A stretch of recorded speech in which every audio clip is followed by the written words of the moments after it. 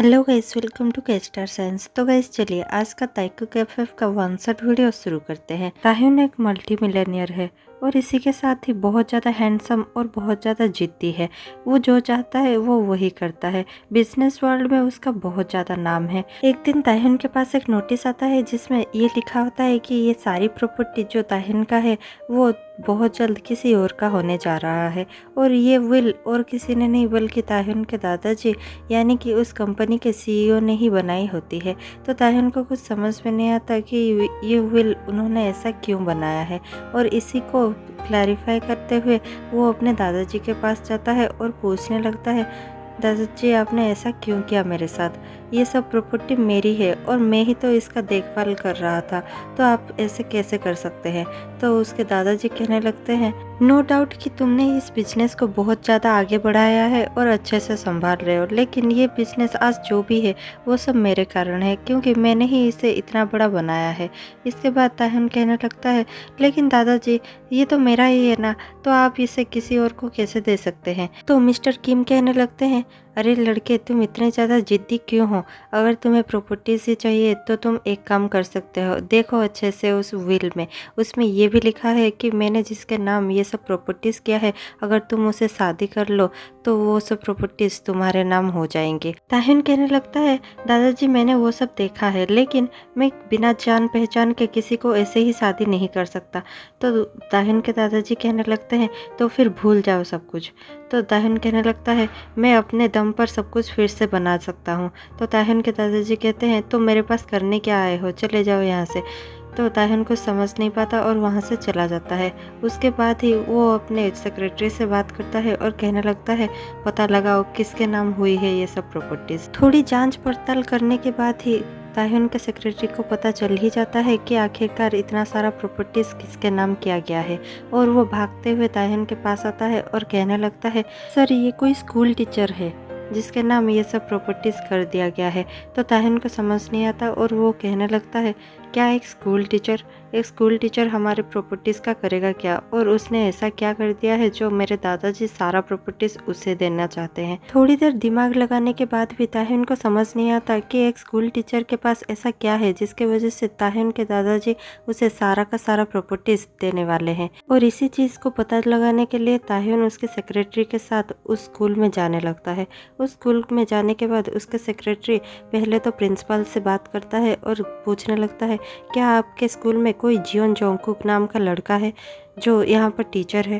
तो प्रिंसिपल कहने लगते हैं, हाँ वो एक प्राइमरी टीचर है, आपको उनसे क्या काम है? ताह्युन झट से कहने लगता है, हाँ थोड़ा सा पर्सनल काम है, क्या हम उन्हें मिल सकते हैं या फिर आप उन्हें बुला देंगे? तो प्रिंसिपल कहने लगते हैं, हाँ आप उन्हें मिल सकते हैं, वो शायद अभी योगा रूम में होंगे, आप जाकर मिल लीजिए। इतना सुनने के बाद ही ताह्युन और उसके सेक्रेटरी जल्द ही जाकर जोंगकुक से मिलने लगते हैं। ताह्युन और जोंगकुक आमने सामने बैठे हुए होते हैं, जहाँ ताह्युन जोंगकुक को बहुत ज़्यादा घूर रहा होता है। जोंगकुक को कुछ अच्छा नहीं लगता और जोंगकुक कहने लगता है, आप मुझे ऐसे घूर क्यों रहे हैं? क्या आप किसी बच्चे के पेरेंट्स हैं? मैं आपकी कैसे मदद कर सकता हूँ? इसके बाद ही ताह्युन बहुत ज़्यादा गुस्से में होता है और गुस्से से ही कहने लगता है, क्या हम तुम्हें किसी के पेरेंट्स नज़र आ रहे हैं? तो जोंगकुक कहने लगता है, अगर आप किसी के पेरेंट्स नहीं है तो आप मुझसे मिलने क्यों आए हैं? तो ताह्युन कहने लगता है, क्या तुम किम होटल्स के बारे में जानते हो? तो जोंगकुक कहने लगता है, किम होटल्स वही होटल्स ना जो बहुत बड़े हैं और लग्जरी होटल्स हैं, मैंने उनके बारे में सुना है लेकिन कभी गया नहीं हूँ। तो इसके बाद ही ताह्युन कहने लगता है, हाँ तो जिस होटल में तुम कभी गए नहीं हो उसके सीईओ को तुम कैसे जानते हो? तो जोंगकुक कहने लगता है, क्या मजाक है, उसके सीईओ को कौन नहीं जानता, आप भी जानते होंगे, गूगल कर लीजिए। तो इसके बाद ही ताह्युन कहने लगता है, ऐसे जानने के लिए मैं नहीं कह रहा हूँ, मैं कह रहा हूँ तुम उन्हें इतना क्लोज कब हो गई जो उस बुढ़े ने तुम्हारे नाम सारा का सारा प्रॉपर्टीज़ कर लिया है?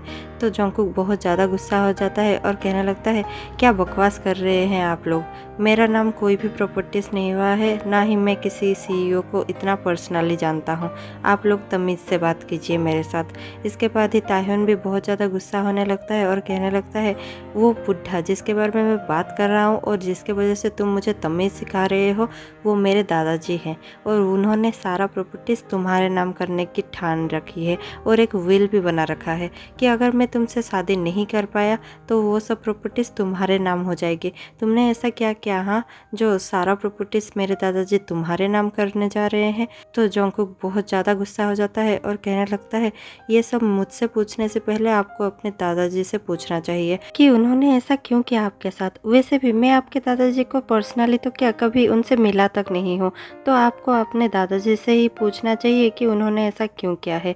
इसके बाद ही जोंगकुक और भी कहने लगता है मुझे तो आप पर ही हंसी आ रही है कि आप ये सब मुझे कह क्यों रहे हैं, क्योंकि इस बारे में मुझे सचमुच कुछ नहीं पता। इसके बाद ही ताह्युन का सेक्रेटरी तुरंत वो विल निकालता है और जोंगकुक के सामने रख देता है। जोंगकुक उसे देखकर बहुत ज़्यादा शौक हो जाता है लेकिन कुछ कह नहीं पाता। फिर ताह्युन कहने लगता है अब तुम्हें ज़रूरी विश्वास हो गया होगा कि मैं जो कह रहा था वो झूठ नहीं है, तो अब क्या कर सकते हैं, क्या तुम सचमुच मुझसे शादी करने वाले हो। तो जोंगकुक कहने लगता है पागल है क्या, मैं ऐसे ही किसी को शादी क्यों कर लूँ। तो ताह्युन कहने लगता है इसका मतलब ये है कि तुम सारा प्रॉपर्टीज लेने की सोच रहे हो, ऐसा तो मैं होने नहीं दूंगा। इसके बाद जोंगकुक कहने लगता है जो मेरा है मैं उसे नहीं छोड़ता, लेकिन जो मेरा नहीं है मैं उस पर हक भी नहीं जताता। आप जैसा सोच रहे हैं वैसा कुछ भी नहीं है। मैं जाकर खुद आपके दादाजी से मिलना चाहूँगा और उन्हें मना कर दूंगा कि मैं ये प्रॉपर्टीज नहीं ले सकता और उनके पोते से शादी नहीं कर सकता, क्योंकि फर्स्ट तो ऐसे ही हम दोनों एक दूसरे को शादी नहीं कर सकते और दूसरा मैं किसी ऐसे बदतमीज इंसान के साथ कभी शादी नहीं करूँगा। इसके बाद ही ताह्युन बहुत ज़्यादा गुस्से में आ जाता है, लेकिन वो अपने गुस्से को कंट्रोल करते हुए कहने लगता है ठीक है मैं अपने दादाजी से कॉल करता हूँ और फिर तुम उनसे बात कर लेना और उनसे मिलकर ये सब प्रॉब्लम सॉर्ट आउट कर लेना। इसके बाद ही ताह्युन भी हाँ कहने लगता है और जब ताह्युन अपने दादाजी से कॉल करता है तो उसके दादाजी कहने लगते हैं नहीं मैं किसी से मिलना नहीं चाहूँगा और तुमसे तो बिल्कुल भी नहीं, मैं जैसा कहता हूँ तुम्हें ऐसे ही करना पड़ेगा।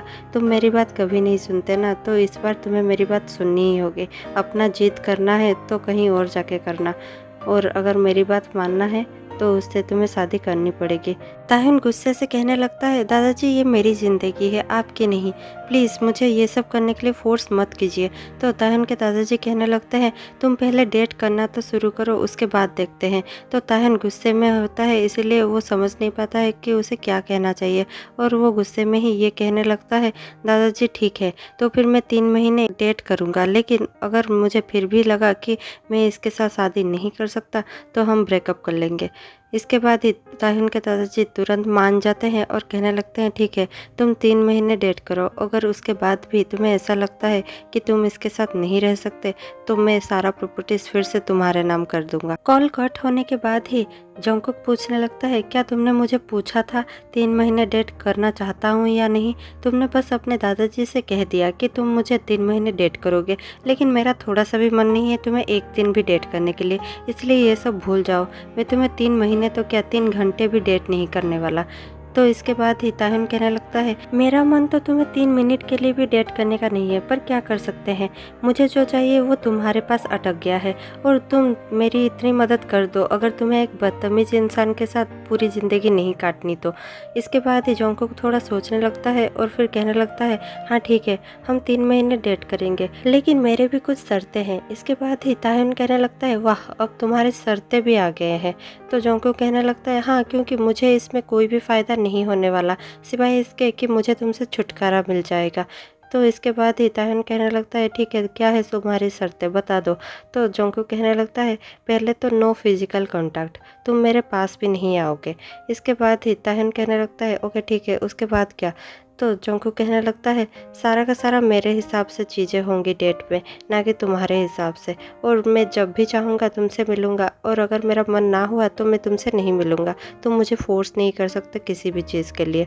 तो इसके बाद ही ताह्युन कहने लगता है ओ मतलब सब कुछ तुम्हारे हिसाब से होगा, ठीक है डन, मैं सब कुछ तुम्हारे हिसाब से करने के लिए रेडी हूँ। तो अगले 3 महीने तक तुम मेरे बॉयफ्रेंड बनोगे ठीक है ना। तो जोंगकुक कहने लगता है जी हाँ बॉयफ्रेंड। उसी शाम को ताह्युन जोंगकुक को पिक करता है और एक अच्छे से रेस्टोरेंट पर ले जाता है। रेस्टोरेंट पर जाने के बाद दोनों थोड़ा सा बात करने लगते हैं, क्योंकि जोंगकुक कहने लगता है हमें एक दूसरे को थोड़ा सा जानने की कोशिश करनी चाहिए, वरना हम 3 महीने तक एक साथ नहीं रह सकते। इसके बाद ही ताह्युन अपने बारे में बताने लगता है और जोंगकुक अपने बारे में बताने लगता है। ताह्युन कहने लगता है जैसे कि तुम जानते ही हो कि किम होटल सब कहाँ पहुँच रहा है, और वो सब मेरे वजह से हो रहा है, क्योंकि मैं ही हूँ जो ये सब करने में इतना ज़्यादा कामयाब हूँ। और फिर कहने लगता है मेरी मॉम है जो बहुत ज़्यादा ट्रस्ट और चैरिटी वर्क्स में काम करते हैं और उन्हें वो सब करना अच्छा लगता है। और रही बात मेरे दादाजी की, तो वो अब रिटायर हो चुके हैं और वो काम नहीं करते, लेकिन फुल पावर रखते हैं। तो अभी तुम्हारी बारी है, तुम बताओ। इसके बाद ही जोंगकुक कहने लगता है मैं एक छोटा सा परिवार से बिलोंग करता हूँ और मेरे पापा एक आयुर्वेदिक डॉक्टर हैं जो रिटायर कर चुके हैं, और वो अभी मेरी शादी करवाना चाहते हैं एक डॉक्टर से ही, और वो भी आयुर्वेदिक होना चाहिए, क्योंकि उन्हें लगता है कि उनके बिजनेस को कोई आगे बढ़ा सकता है तो वो एक आयुर्वेदिक डॉक्टर ही होगा। और मेरी माँ एक स्कूल टीचर है जो अभी भी अपने काम में बहुत ज़्यादा अच्छी हैं, और मैं भी एक स्कूल टीचर हूँ जैसे कि तुम देख सकते हो। और मुझे नहीं लगता कि मेरे बारे में ऐसा कुछ खास है जो बताने लायक है, मैंने सब कुछ तुम्हें बता ही दिया है, और वैसे भी कल हम नहीं मिल सकते। इसके बाद ही ताह्युन पूछने लगता है कल क्यों नहीं मिल सकते, तो जोंगकुक कहने लगता है कुछ पर्सनल काम है, हम नहीं मिल सकते। और फिर वो दोनों वहाँ से चले जाते हैं। अगले दिन ही जोंगकुक अपने डेट से मिलने के लिए किम होटल गया होता है। वहाँ पर वो एक लड़के से मिल रहा होता है जो एक आयुर्वेदिक डॉक्टर ही होता है। उसे उसके पापा ने ही जोंगकुक के लिए भेजा होता है और जोंगकुक उससे बातें कर रहा होता है। इतने में ही ताह्युन होटल में काम करते हुए वहाँ पर पहुँच जाता है और देखता है कि जोंगकुक किसी के साथ बात कर रहा है, और ये देखकर ताह्युन को कहीं ना कहीं बहुत ज़्यादा जलन फील होता है, और वो जेलसी के मारे आकर बैठ जाता है जोंगकुक के पास और कहने लगता है हाय मैं हूँ ताह्युन। जोंगकुक ताह्युन को देखकर बहुत ज़्यादा शौक हो जाता है और कहने लगता है तुम यहाँ पर क्या कर रहे हो। तो ताह्युन कहने लगता है डार्लिंग तुम भूल गए, हमने कल से ही तो स्टार्ट किया था डेट करना, तुम इतने जल्दी कैसे भूल सकते हो। तो वो लड़का जोंगकुक को बहुत हैरानी से देखता है और पूछने लगता है क्या तुम इसे डेट कर रहे हो। तो जोंगकुक कहता है नहीं नहीं ऐसी कोई भी बात नहीं है।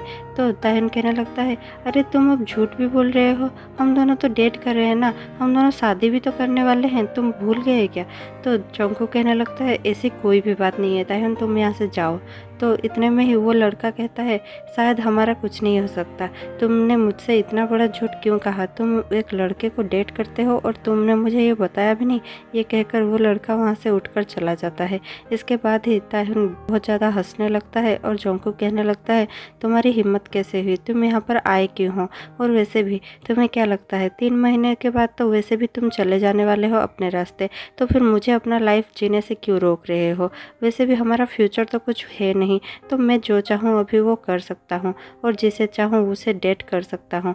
तो ताह्युन कहने लगता है नहीं तुम ऐसा नहीं कर सकते, तुमने इतनी सारी शर्तें कही और मैंने वो सब हाँ कहा, लेकिन मेरी भी एक शर्त है कि तुम किसी और को 3 महीने तक डेट नहीं करोगे सिवाय मेरे, तुम सिर्फ मुझे डेट करोगे। इसके बाद ही जोंगकुक कहने लगता है क्या मुसीबत है, मैं कहाँ पर ये फंस गया।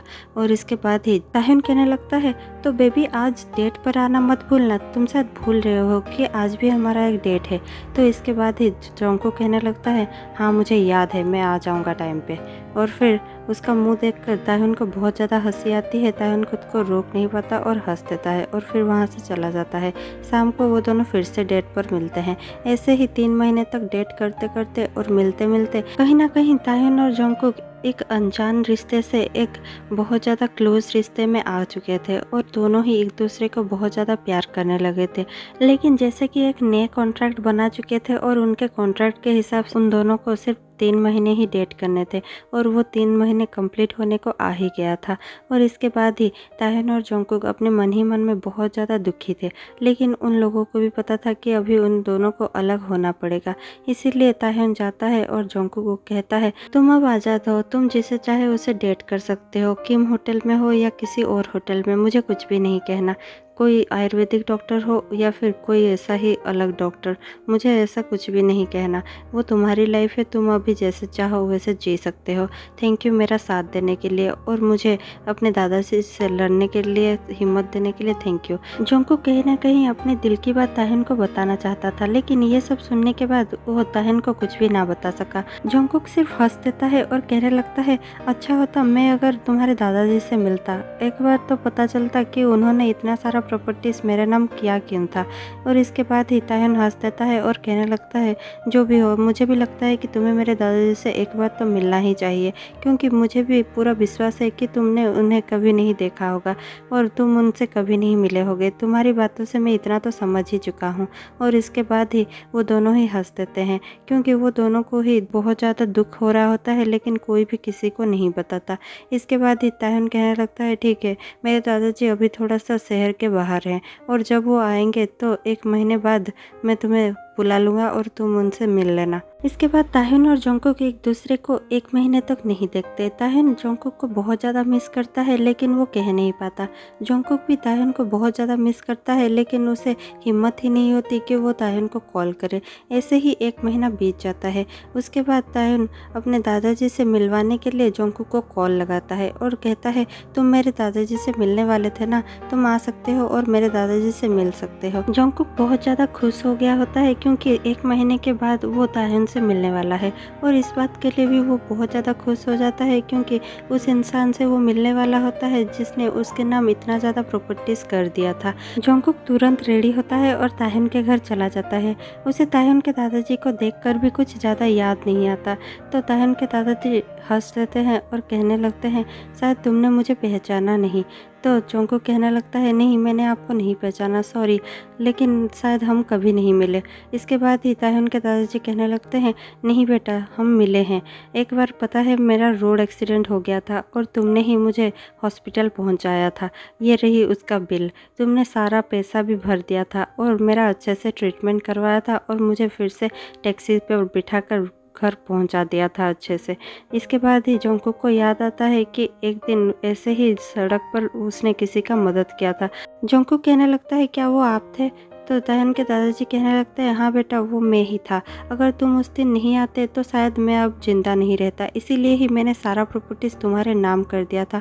और मैं ये भी चाहता था कि तुम्हारे जैसे नेक दिल इंसान ही हमारे घर में हमारा सोनिलो बनकर आए, इसीलिए मैं इस जिद्दी लड़के को तुमसे शादी करने के लिए कहा था। लेकिन अगर तुम दोनों को ही ये बात के लिए राजी नहीं हो तो मैं तुम्हें और ज़्यादा फोर्स नहीं करना चाहूँगा।